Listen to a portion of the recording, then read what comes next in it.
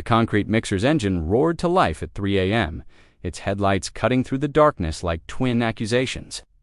Karen Whitmore stood in her bathrobe, watching with savage satisfaction as 20 tons of wet concrete poured into her neighbor's pristine pool. She'd waited 3 years for this moment, 3 years of property disputes, noise complaints, and HOA violations that had pushed her past the breaking point. What she didn't know was that the house next door had been sold 2 days ago, the new owners were moving in tomorrow, and the Riverside Heights HOA had been dissolved for 60. The first crack appeared in Karen Whitmore's perfectly ordered world. On a Tuesday morning in March, when she discovered her prize-winning roses had been systematically poisoned, she knelt in her garden, her manicured fingers trembling as she touched the blackened petals of what had been just yesterday the crown jewel of Riverside Heights' annual garden tour. 23 years of careful cultivation, of early morning waterings, and precisely measured fertilizer applications reduced to a graveyard of twisted stems and rotting blooms. "Those bastards," she whispered, her voice carrying the kind of venom that could wilt flowers all by itself. The roses faced the property line she shared with 1247 Maple Drive, where the Hendersons had lived for the past 3 years. 3 years of pure, concentrated hell. Karen's phone buzzed. A text from her neighbor across the street saw the roses. "So sorry, Karen, do you think it was? ... She didn't need to read the rest. Everyone in the neighborhood knew about the war.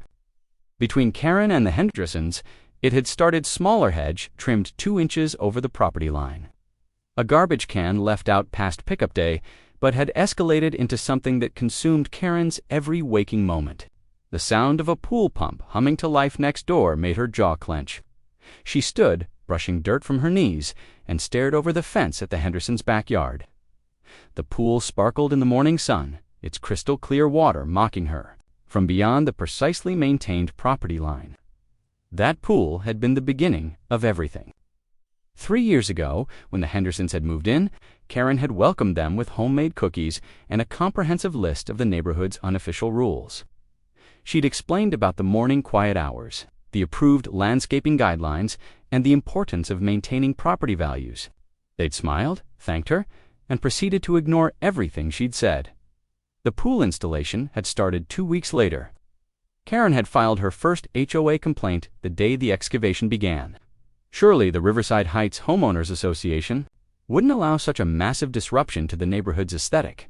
The pool would be visible from the street, would create noise and traffic issues, and would undoubtedly affect property values.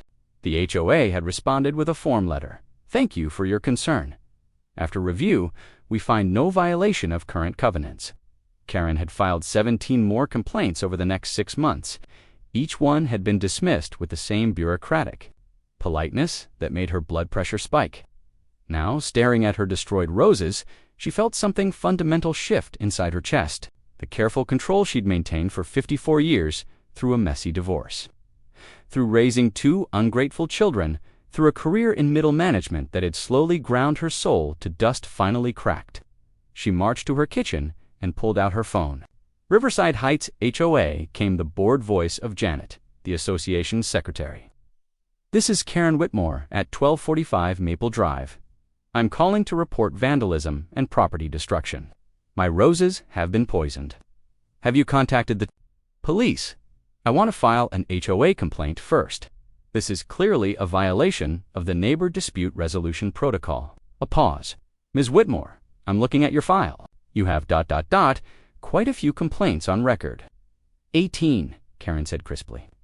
"And every single one has been dismissed without proper investigation." "Ma'am, I'm going to transfer you to our president, Mr. Davidson. Please hold." Karen waited, her free hand gripping the granite countertop hard enough to leave white marks on her knuckles. Through her kitchen window, she could see Jake Henderson in his backyard, skimming leaves from his pool, with that same infuriating smile he'd worn the day she'd confronted him about his property line encroachment. "Karen, this is Tom Davidson." "Tom, thank God. Someone needs to do something about the Hendersons. They've crossed a line." "Karen, I'm going to stop you right there." Tom's voice carried a weariness that immediately put her on guard. "I've been meaning to call you. We need to talk. About the Hendersons, finally. I have documentation going back about the HOA. Karen, we're dissolving. The words hit her like a physical blow. What? The association is being dissolved. We filed the paperwork 3 months ago. It's been a long time coming. Membership has dropped below the minimum threshold. And frankly, the legal costs have become prohibitive. Karen's world tilted. Legal costs. The lawsuit, Karen, the harassment suit, the Hendersons filed against the HOA. Their lawyer argued that we were facilitating a pattern of harassment by continuing to process your complaints. The insurance company settled for $40,000. The phone slipped in Karen's grip. They sued. When 6 months ago, Karen, I tried to call you. We sent letters. The HOA has been functionally dissolved since October. Any complaints filed after that date are void. Karen's mind reeled. October, she'd filed her last 3 complaints in November, December, and January. The HOA had been dead for months, and no one had told her. But who's going to enforce the covenants? Who's going to maintain property values? Karen, listen to me. You need to let this go. The Hendersons are good people. They've been patient with you, but that patience has limits. Good people, they poisoned my roses. Do you have proof? Karen opened her mouth, then closed it. She had suspicions, educated guesses, circumstantial evidence. But proof. I have to go, she said, ending the call. She stood in her kitchen, surrounded by the careful order she'd built over 2 decades, the matching appliances, the color-coordinated dish towels, the family photos arranged in perfect symmetry, and felt it all crumbling around her. The sound of laughter from next door drifted through her window. She looked out to see Jake Henderson teaching his 8-year-old daughter how to dive. The girl's delighted squeals echoed across the yards as she cannonballed into the pool, sending water splashing in all directions. Water that landed on Karen's side of the fence, on her destroyed roses. She pulled out her phone and scrolled through her contacts until she found the number she'd saved 6 months ago but never used. Morrison Concrete had given her a quote for a decorative patio, quote she'd rejected because it would have required removing 3 of her rose bushes. Morrison Concrete, this is Steve. This is Karen Whitmore. I need a full concrete delivery. Tonight, ma'am, we don't typically do residential pours at night, and I'll pay double cash. A pause. How much concrete are we talking about? Karen stared at the Hendersons' pool, calculating, enough to fill a hole 20 feet by 40 feet, 4 feet deep. That's a lot of concrete, ma'am. May I ask what the project is? Just have it here by midnight. Can you do that? Or not, for double rates cash. We'll be there. Karen hung up and walked to her bedroom. From her jewelry box, she pulled out the $10,000 she kept for emergencies. She'd been saving it for a new roof, but this qualified as an emergency. In the bathroom mirror, she barely recognized herself. Her normally perfect hair was disheveled, her lipstick smeared. Her eyes held something she'd never seen before, something wild and desperate and completely free. She thought about the roses, about the 18 dismissed complaints, about the HOA that had abandoned her without warning. She thought about Jake Henderson's smug face and his daughter's laughter, and the way they'd destroyed everything she'd worked for. At 11:47 p.m., she heard the concrete mixer's engine rumbling down Maple Drive. Karen smiled for the first time in months. By 3 a.m., the Hendersons' pool was gone, replaced by a smooth expanse of concrete that would take a jackhammer to remove. Karen stood in her backyard, still in her bathrobe, watching the concrete truck disappear into the darkness. The silence was perfect. She was still standing there when the police arrived at 3:15 a.m., called by a neighbor who'd heard the commotion.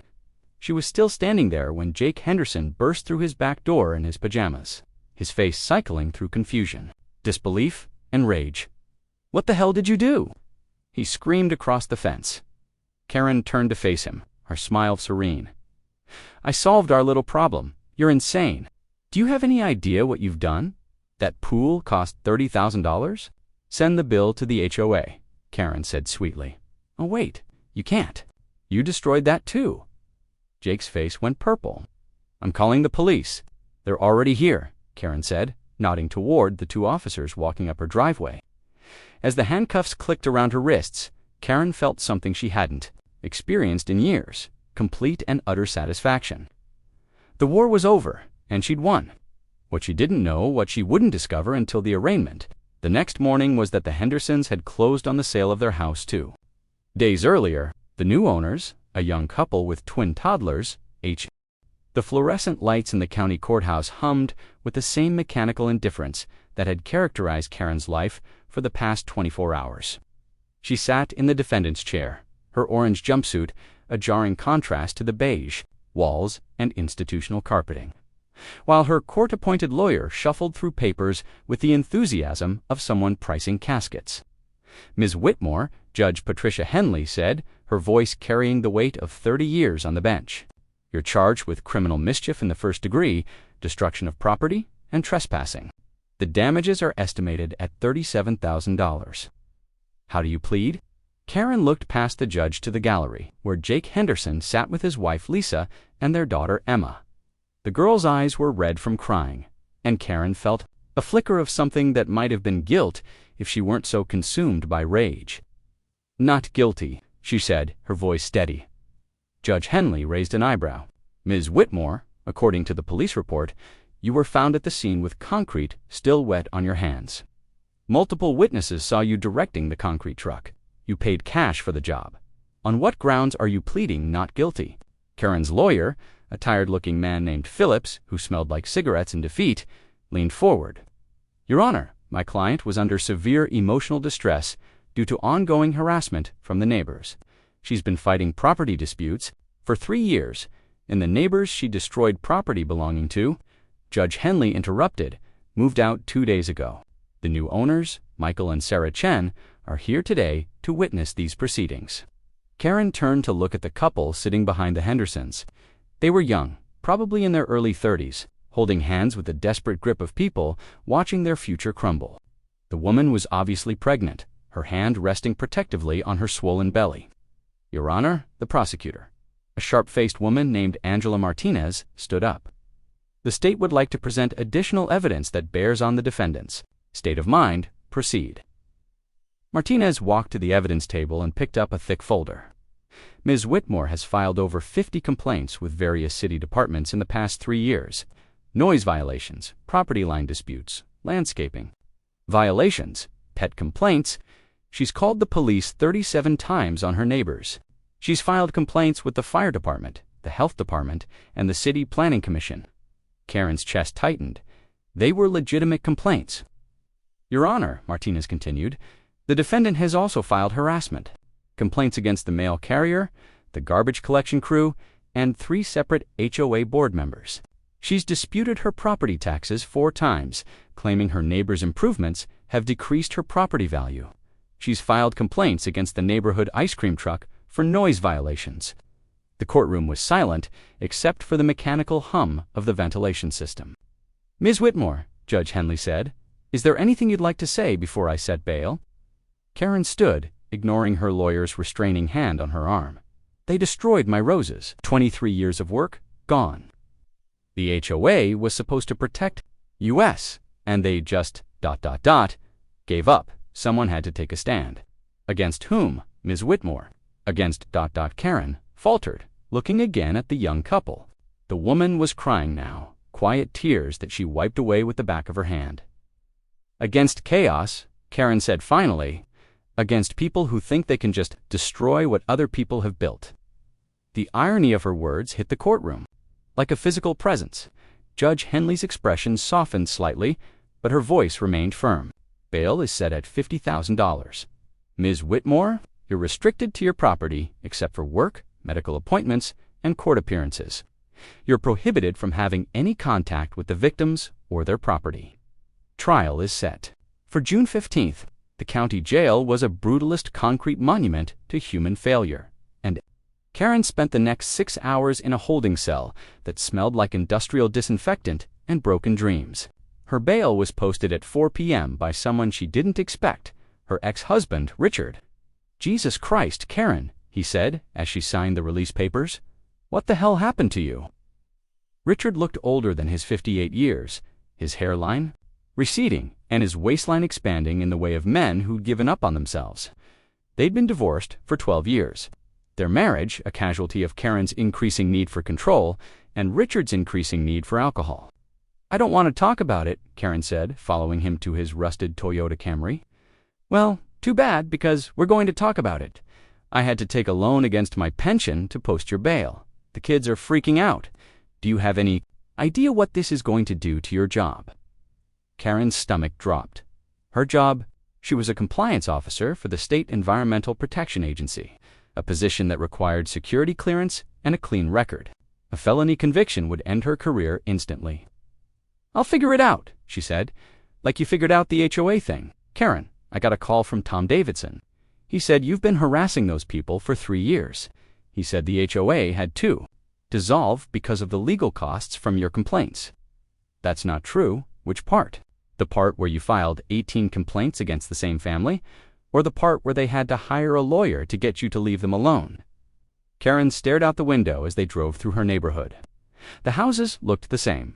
As always, neat lawns, trimmed hedges, the careful order that had drawn her to Riverside Heights 15 years ago. But something felt different now, like she was seeing it all through a dirty window. "I was protecting property values," she said. "Someone has to maintain standards by filling their pool with concrete. They poisoned my roses." Richard pulled into her driveway and turned off the engine. "Did you see them do it?" "I don't." "Need to see it? Who else would have done it?" "Karen, listen to yourself. You sound—" He paused, choosing his words carefully. "You sound like Mom did, toward the end." Karen's mother had died in a nursing home, alone and angry. Convinced that the staff was stealing her jewelry and poisoning her food, she'd filed complaints against everyone: doctors, nurses, maintenance workers, until the facility had threatened to evict her. "I'm nothing like Mom." "You're exactly like Mom, and if you don't get help, you're going to end up exactly like her."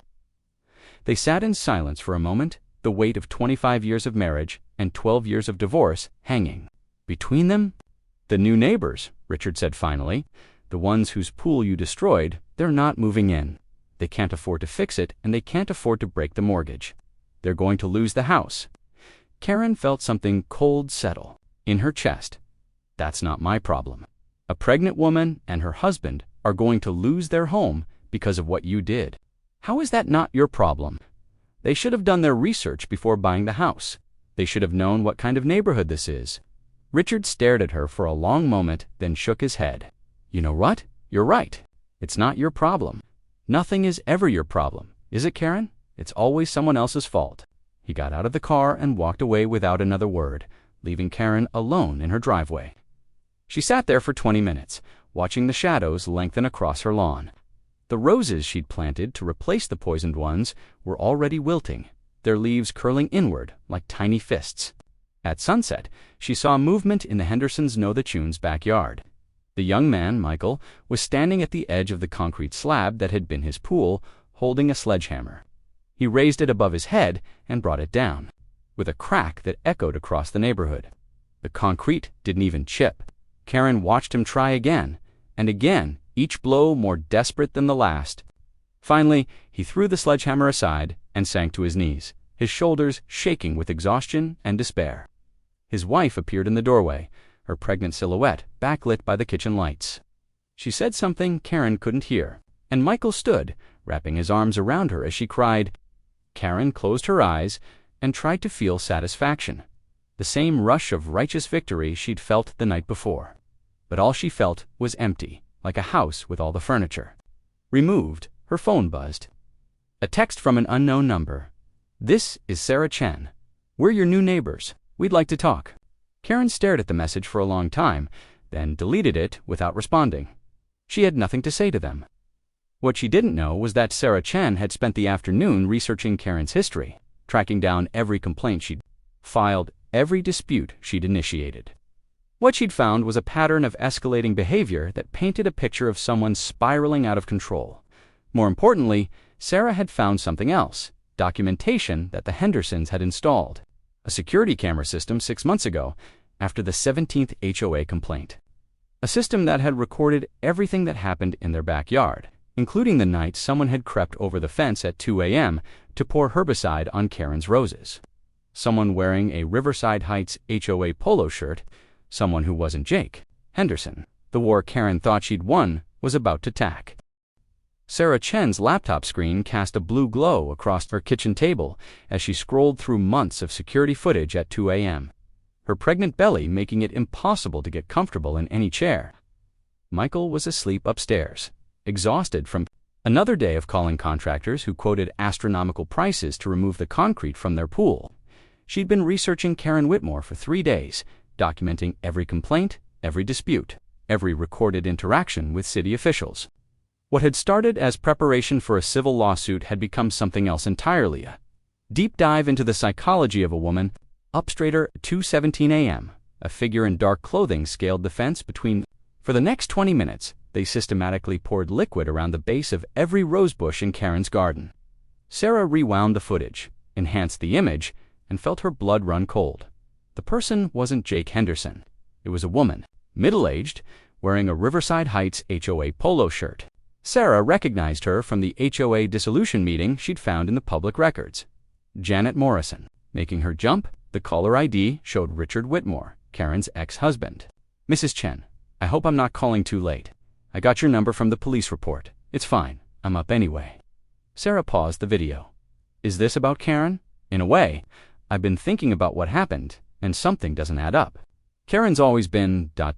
difficult, but she's not a vandal. Destroying someone else's property goes against everything she believes in. She filled our pool with concrete." "I know, but that's just it." She thought she was protecting the neighborhood. In her mind, that pool was a threat to property values. But her roses, those were her pride and joy. She would never have done anything to risk them. Sarah looked at the frozen image on her screen. Janet Morrison pouring herbicide on Karen's roses. "Mr. Whitmore, I think you need to see something. I remember her. From the old HOA meetings, she always had it out for Karen." "Why?" "Karen used to show up to every meeting with a list of complaints and suggested improvements. She'd research every issue, cite relevant statutes, point out inconsistencies in the enforcement. Janet hated being shown up." Sarah pulled up another file. "I found the insurance company's settlement records. The Hendersons didn't just sue the HO, they sued Janet Morrison personally. She was named as a co-defendant for facilitating harassment." "How much did she have to pay? $50,000? Richard leaned back in his chair. "So she destroyed Karen's roses to make it look like the Hendersons were escalating the conflict." "More than that." Sarah pulled up another video file. "Look at this footage from 2 weeks ago." The screen showed Janet Morrison, in broad daylight, walking up to Karen's mailbox and dropping in several envelopes. The timestamp showed she'd done this on 3 separate occasions over the past month.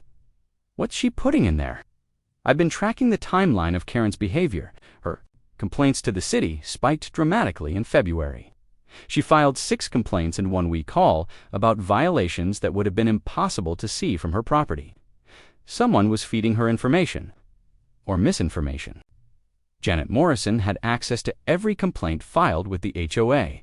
She knew exactly what would trigger Karen's obsessions." Sarah's phone buzzed with a text message. She glanced at it, then showed the screen to Richard. "This is Janet Morrison. We need to talk about Karen. There are things you don't know." Richard and Sarah exchanged glances. "Should we respond?" Sarah asked. "Set up a meeting," Richard said, "but somewhere public, and record everything." Her phone recording the conversation while Janet Morrison stirred her coffee with shaking hands. The former HOA secretary looked like she'd aged 10 years in the past week. "I never meant for it to go this far, Janet," said her voice barely above a whisper. "I just wanted her to stop what the complaints, the meetings. Do you know what it's like to have someone questioning every decision you make, every policy you implement?" Karen would show up with 3 pages of typed notes, highlighting every inconsistency, every precedent I'd missed.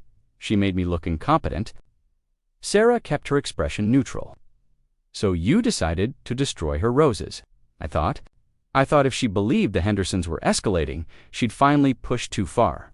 I'd been feeding her information for months, addresses of people who'd violated covenants, details about neighbor disputes. Karen Whitmore is a bully who hides behind rules and regulations. I just ... pointed her in different directions. Sarah felt a surge of disgust. "She's facing felony charges because of you. You have to tell the police. I can't. The HOA dissolution, the lawsuit time already bankrupt. If this comes out, I'll face criminal charges too.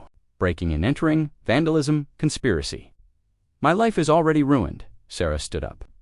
"Then you better hope Karen's lawyer is better than you deserve." That afternoon, Sarah drove to the county jail for visiting hours.